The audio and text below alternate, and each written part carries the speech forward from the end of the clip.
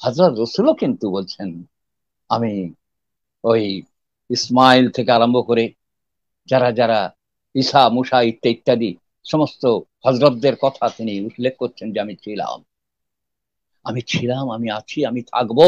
এটাই যেন চিরন্তনী প্রথা, তার এন্ড নেই, তিনি অশেষ, শেষ নেই। এই বিশ্ব ব্রহ্মাণ্ড যতদিন থাকবে ততদিন তিনি থাকবেন, তিনি আসবেন, এটা তিনি কথা দিয়েছেন। ইয়দা ইয়দা হি ধর্মস্য গ্লানির্ভবতি ভারত অভ্যুত্থানমধর্মস্য তদাত্মানম সৃজাম্যহম পরিত্রাণায় সাধুনাং বিনাশায় চ দুষ্কৃতম ধর্ম সংস্থাপনার্থায় সম্ভবামি যুগে যুগে।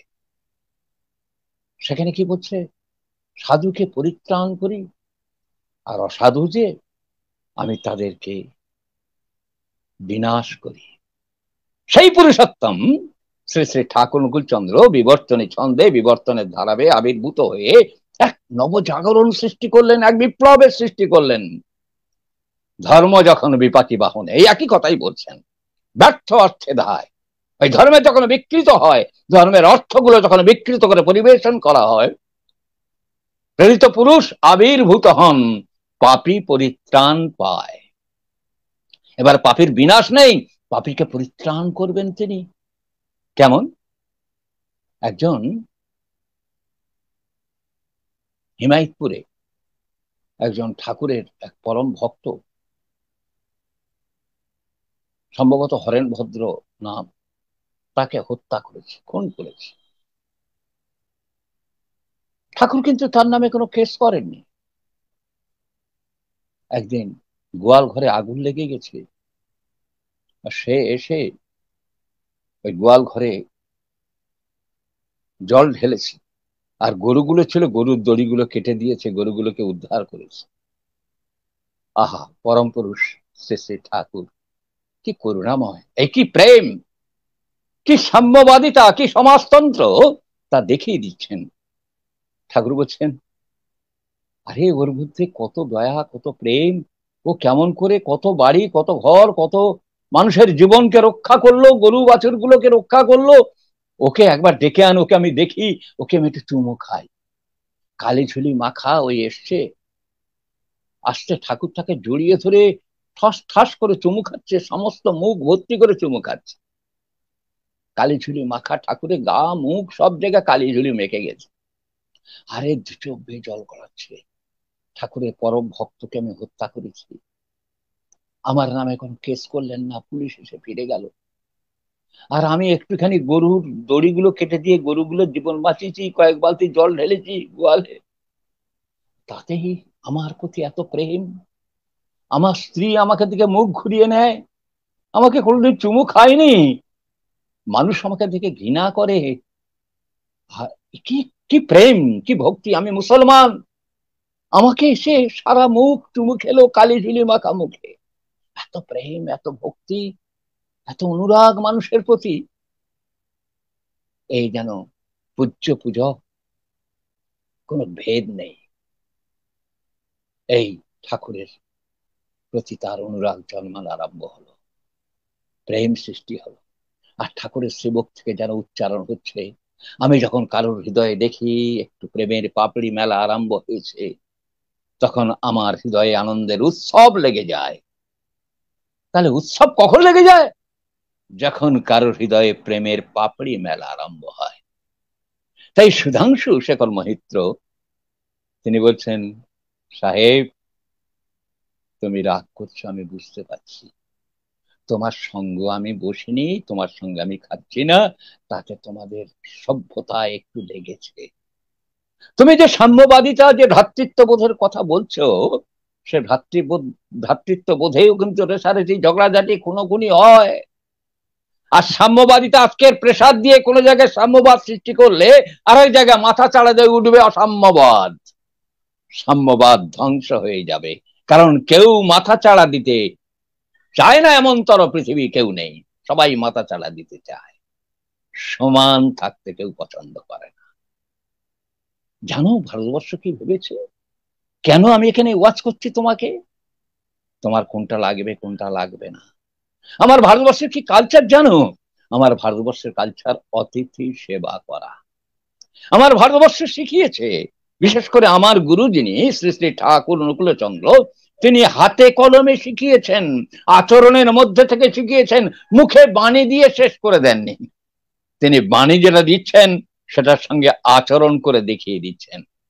ঠাকুর বলছেন, মাতৃভক্তি অটুট যত, সেই ছেলে হয় কৃতি তত। ঠাকুর একদিন বলছেন, কেষ্টদা, আপনি কি কখনো আপনার মায়ের গু চটকে দেখেছেন? কথাটা শোনেন, ভাববেন সারা পৃথিবী আজকে চমকে উঠবে। প্রেম ভক্তিকারে বলে মাতৃদেব ভব। আমার উপনিষদের কথা কেমন করে জীবন্ত জীবনেশ্বরের জীবনচর্যার মধ্যে ফুটে ওঠে, তার আচরণের মধ্যে ফুটে ওঠে। মাতৃভক্তি অটুট যত, সেই ছেলে হয় কৃতি তত। পিতায় শ্রদ্ধা মায়ে টান, সেই ছেলে হয় সাম্য প্রাণ। এই ব্যালেন্সিং লাইফ লিড করতে পারে যদি বাবার প্রতি শ্রদ্ধা আর মায়ের প্রতি টান থাকে, তবে একটা মানুষের জীবন ব্যালেন্স হয়। তখন সে সবাইকে ভালোবাসতে পারে। তখন আর ওপর নিচ দেখে না, ধনী গরিব দেখে না, ব্রাহ্মণ চন্ডাল দেখে না, হিন্দু মুসলিম দেখে না, খ্রিস্টান বৌদ্ধ দেখে না। সবাইকে ভালোবাসার একটা ব্যাকুলতা তৈরি হয়। আর ভালো না বেশে পারা যাবে না।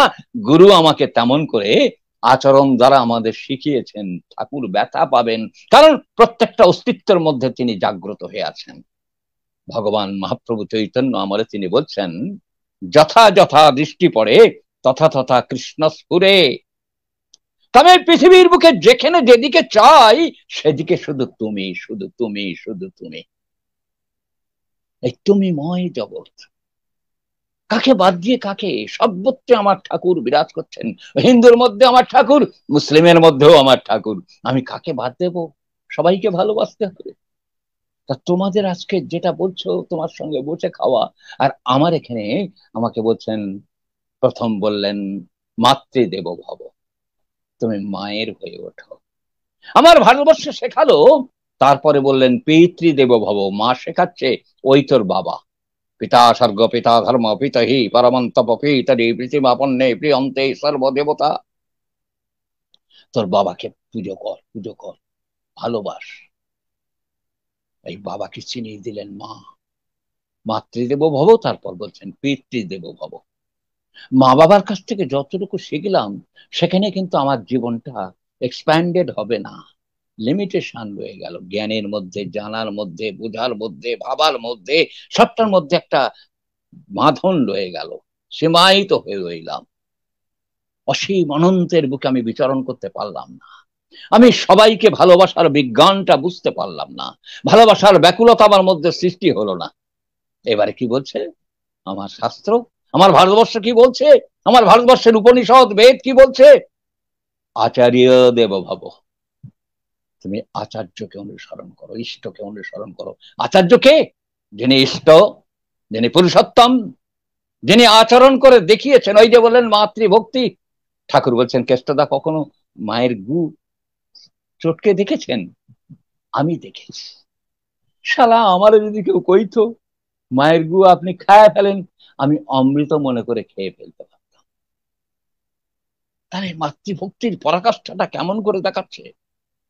তিনি তার মাকে ভালোবেসেছেন, আমরা উল্টো বুঝলি রাম হয়ে গেছি।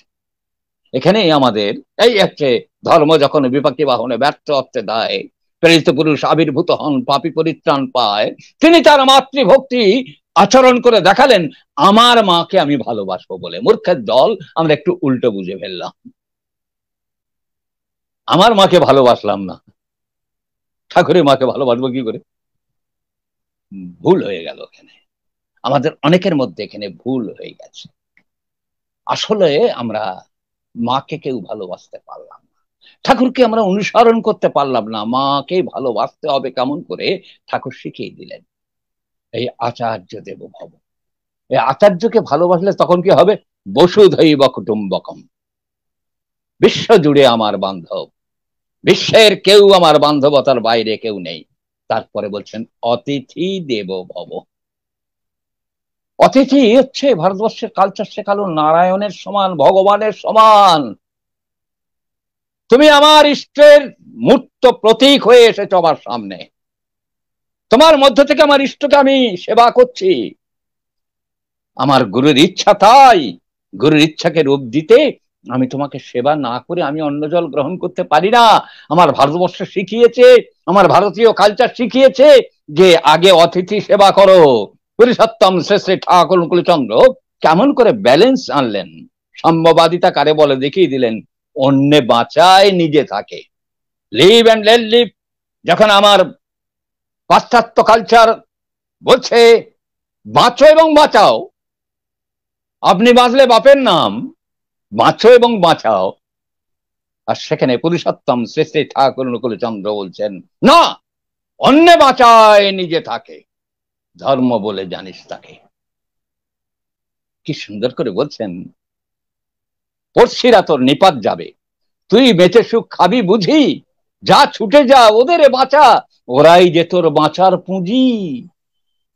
এমনতর সমস্ত পারিপার্শ্বিককে ভালোবাসার তুক বা কৌশল বা মন্ত্র পৃথিবীর বুকে আর কোনো কেউ দিয়েছেন বলে আমার জানা নেই। এবং নিত্য পরিষেবা, নিত্য নিত্য। তা সাহেব, আমরা কিন্তু আগে খাই না, আমাদের গৃহস্বামী অপেক্ষা করে থাকে, দুপুর 12টা থেকে বেলা 3টে পর্যন্ত অপেক্ষা করে কখন অতিথি অভ্যাগত আসবে। যার দরুন জাগবে, মহাভারতে আছে দ্রৌপদী খেলে নাকি আর খাবার থাকে না। গৃহস্বামিনী অপেক্ষায় থাকে অতিথি সেবার জন্য। এই অতিথি সেবা না করা পর্যন্ত তারা অন্ন জল গ্রহণ করে না। আমার গুরু শ্রী শ্রী ঠাকুর অনুকূলচন্দ্র, তার এক ভক্ত শত্রু সান্যাল এবং কয়েকজন তারা বাইরে গিয়েছেন, তারা ফিরছেন না। এদিকে পরম পূজনীয়া বড় মা তিনি রান্না বান্না করে রেডি আছেন, কিন্তু ঠাকুর কিছুতেই খেতে বসছেন না। আমার সতু আসুক। এই বিশ্বের শ্রেষ্ঠ গৃহস্বামী তিনি অপেক্ষা করছেন তার শিষ্য সন্তানদের জন্য। তিনি মালিক, তিনি খেলে সব শিষ্যরা খুশি হবেন, কিন্তু মালিক আচরণশীল আচার্য তিনি।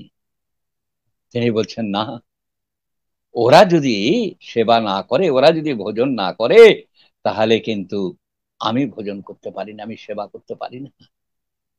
শত্রুসেনা লাস্টে বেলা হয়ে গেল, ওরা 2-3 জন তারা আসার পরে তারা খেতে বসলো, ঠাকুর তখন খেতে বসলেন। তা শোনো সাহেব, আমার গুরু কিন্তু আমাকে এইভাবে শিখিয়েছেন, আমরা তোমরা সেবা না করা পর্যন্ত আমরা গ্রহণ করতে পারি না। আমরা কি সেটা কি ভুল করি? ক্যাপেল সাহেব অবাক হয়ে গেছে। এখন সেবা, এখন পরিচর্যা, এখন অতিথি ভক্তি, অতিথি ভালোবাসা, অতিথি দেব ভব, অতিথি নারায়ণ, ঈশ্বরের সমান করে ভারতবর্ষের কালচার আমাদের শিখিয়েছে এমন করে ভালোবাসতে হয় প্রত্যেকটা অস্তিত্বকে, প্রত্যেকটা জীবনকে। সমাজতন্ত্রে কিন্তু এগিয়ে আসে, এখান থেকে সাম্যবাদ এগিয়ে আসে। আচ্ছা, সাম্যবাদে এখানে ঝগড়ার কোনো বালাই নেই, কেন জানেন? যখন আমি পূজা করতে থাকবো, যখন প্রত্যেকের সঙ্গে প্রত্যেকের পূজ্য পূজক সম্পর্ক হবে,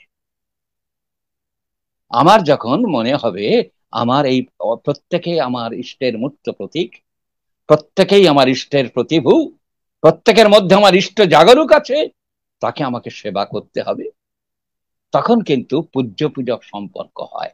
তখন কিন্তু আর আগে কেউ প্রাণ করিবে কো দান, পড়ি গেল হুড়ে হুড়ি, সেখানে কোনো চাওয়া নেই, পাওয়া নেই, শুধু দেওয়া আছে, দেওয়া আছে, লহ লহ লহ, আমার সবটুকু তুমি লহ। এই সবটুকু দেওয়ার প্রবণতা আছে। এই সবটুকু দেওয়ার যে প্রক্রিয়া, সেটা পুরুষোত্তম শ্রী শ্রী ঠাকুর অনুকূলচন্দ্রের শিষ্যরা সারা বিশ্বব্যাপী এই সবাইকে সেবা করা, পূজা করার পদ্ধতি তারা গ্রহণ করেছে। নিত্য উষাকালে উঠে তারা জগৎ সেবার জন্য প্রথম তারা ইষ্টভৃতি নিবেদন করে। ইষ্টভৃতির মায়া দেব কৃতাবৃত্তই তব প্রভ, ইষ্টভ্রাতৃ ভূত যজ্ঞই শ্রীপন্তু পারিপার্শ্বিকা। হে ইষ্টদেব, হে প্রভু, তোমারই প্রীতি প্রসন্নার্থে আমি ইষ্টভৃতি করিলাম। ইষ্টভ্রাতৃ ও জীব জগতের সেবা যোগ্য দ্বারা এই জীব জগৎ পাহাড় পর্বত যত কিছু আছে, সূর্য চন্দ্র গ্রহ নক্ষত্র গাছপালা পশু পক্ষী, সবার, এমনকি নদী নালা খাল বিল, সবার পরিপূরণের জন্য, সবার তুষ্টির জন্য, সবার পরিতৃপ্তির জন্য আমি ইষ্টভীতি অর্ঘ্য নিবেদন করলাম। তুমি প্রীত হবে বলে, তুমি খুশি হবে বলে, তুমি আনন্দিত হবে বলে, তোমার আনন্দ ধারা বহিবে এই ভুবন জুড়ে, তাই তুমি এই পৃথিবী জুড়ে তুমি আছো। এই আনন্দ ধারা বহিছে ভুবনে, কবীন্দ্র রবীন্দ্রনাথ গেয়ে উঠেছিলেন। সেই আনন্দ ধারা ছড়িয়ে দিয়েছ তুমি এই সারা বিশ্বের বুকে। আমরা সেই আদর্শে বিশ্বাসী সাহেব। আমরা পূজ্য পূজক সম্পর্কে প্রত্যেককে আমরা পূজা করতে চাই। বসুধৈব কুটুম্বকম, সারা বিশ্ব জুড়ে আমার বান্ধব, সবাইকে আমি সেবা করব।